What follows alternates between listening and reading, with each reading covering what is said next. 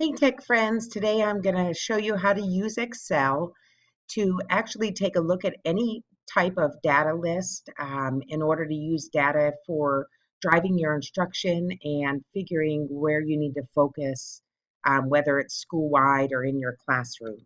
So for the purposes of today, I'm going to be using the DOE's FCAT results only because they're listed in a way that make it a little easier to show the process. So join me, and I hope that you can get something out of it as well. So the very first thing that you will need to do is you will need to get to the DOE site. And if you look up here, you'll see the website that you need to type in. So go ahead and type that in, and it will take you to the Department of Education. And for the purposes of what I'm going to look at today, I'm going to pull up the FCAT data between 2011 and 2014. So we'll scroll down on the site, and we are going to go to the school level demographic reports. And today I'll just use reading as demonstration purposes. Now this is where you've got to let them know what areas and sub areas you want to take a look at. So for today, we're going to compare two different years. So let's say we will compare 2013 and 2014, and we are going to compare 6th and 7th grade. Now it's going to take us to our subgroups. You can mark these any way you'd like. I'm going to just do a few subgroups. I'm going to do total students. Thinking of the population of my school in particular, I'm going to do Hispanic Latino students, and I'm going to do white students. I'm going to do both males and females. I'm going to skip the ethnicity with gender, and I'll go ahead and choose standard curriculum students. Again, marking any that you feel would be necessary if you wanted to compare ELL students or 504 students. You can even compare socioeconomic areas, free and reduced compared to not free and reduced lunch. We're going to go ahead down, and I'm going to pick both ESE, both gifted and total ESE.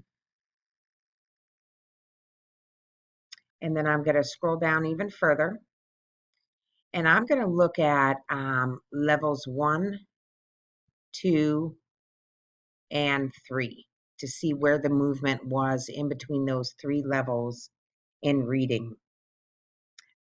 Now down here where it says sorting options, you've got to let them know how you want it sorted. So I'm going to use actually the year first, since I'm comparing 2 years. I'm going to pick the grade second. And last, I'm going to have it sorted by subgroup. And that's going to be it for this one, so we don't have overwhelming data that's hard to sort through.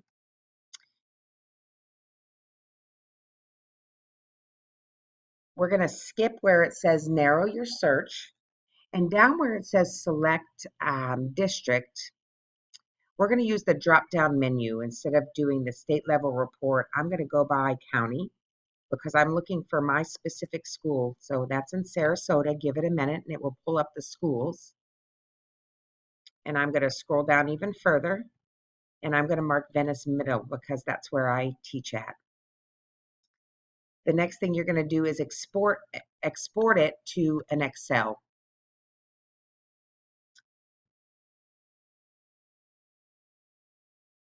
And let me just show you on the screen down at the bottom.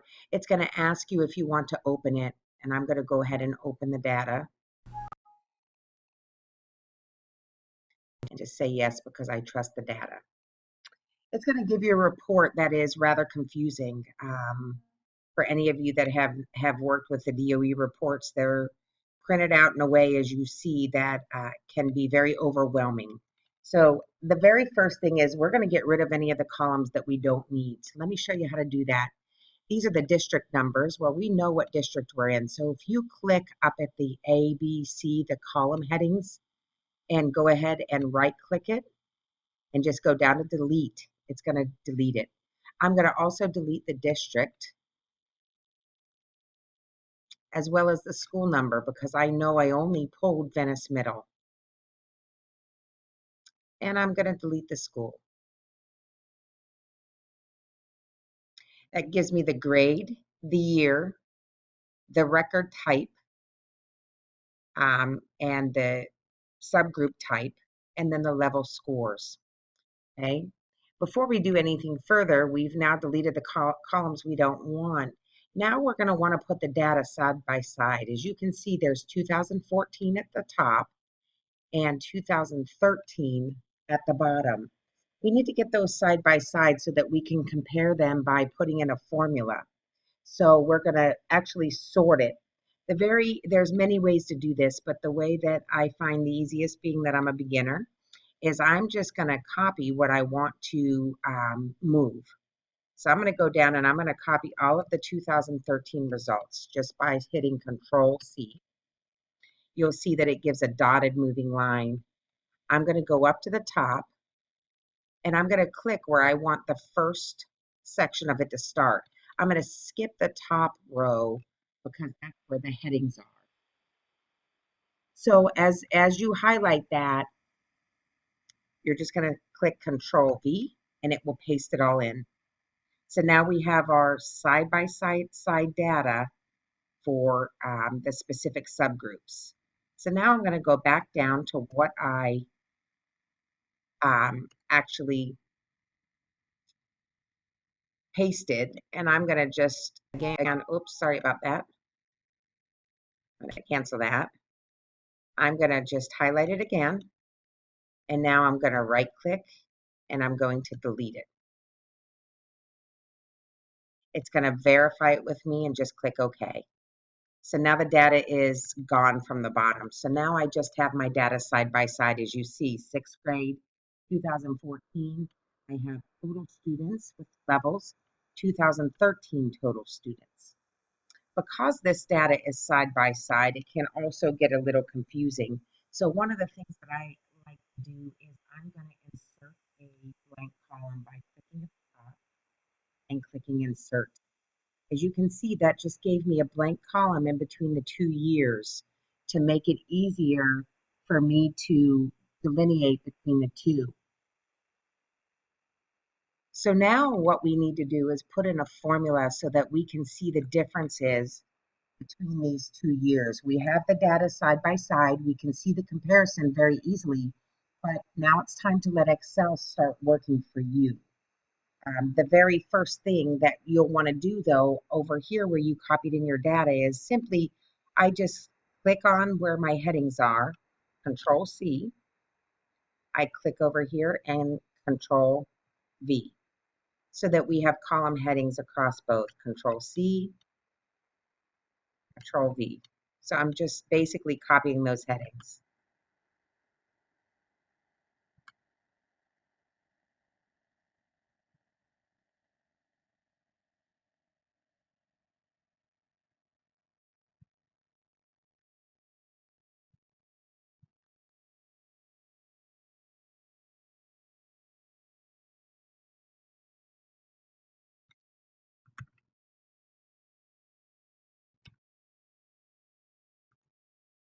And one last one.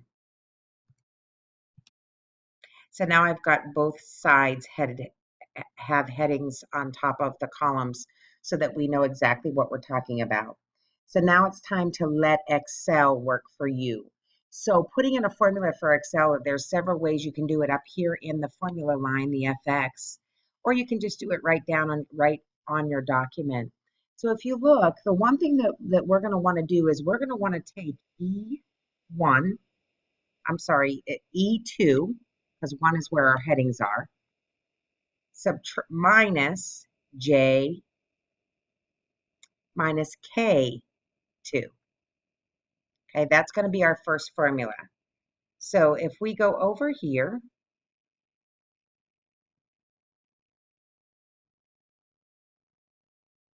what you're going to do is you are going to click on the first place that you want it to happen.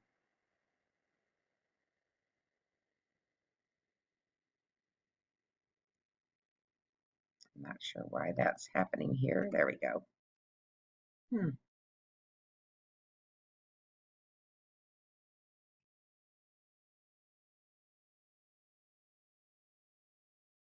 So here's where we're going to start typing in our formula, and it's going to look like this. You start with an equal sign, you type in equals, and again, we're looking at E2.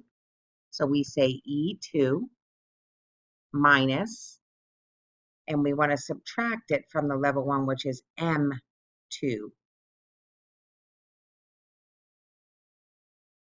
And after you do that, hit return. And as you can see, what it did was it took E2, which was 10 students scored a level 1, minus M2, 12 students, which gave us -2. So that means from 2013 to 2014, actually 2 students less scored a level 1 in the 6th grade. And you can compare 6th to 7th so that you can track your own students. You don't have to do this for every separate one though. So let me show you how that will look. What we want to do is we want to compare both levels 1, 2, and 3. So basically there's no need to do this over and over. You can copy and paste the formula, but there's an even and easier way. So all you do is put your cursor on the bottom right, you drag it down to where you want to put the formula, go ahead and let it, and then drag it over to your 3 columns, and it will do all your data for you. It's a great way for you to go ahead and aggregate all the data at once, and now you can sit with your teachers, share and compare the data, and decide how that will drive your instruction. You can use this for many different sites, whether it's fair, individual scores in your own classroom. The FSA data is not as organized as the FCAT data online, so that's why I chose to use this. But this was very eye-opening for me to see how I could use this not only in my school as a teacher, but as a future administrator to help my teachers understand the areas of celebration and areas of need. So I hope you enjoyed it. I hope you learned something. I know this was very eye-opening for me this week, and it'll be an easy way for you to start tracking your data and looking at trends in your own scores and in the scores of your school. Thanks so much, and I hope you enjoyed the presentation.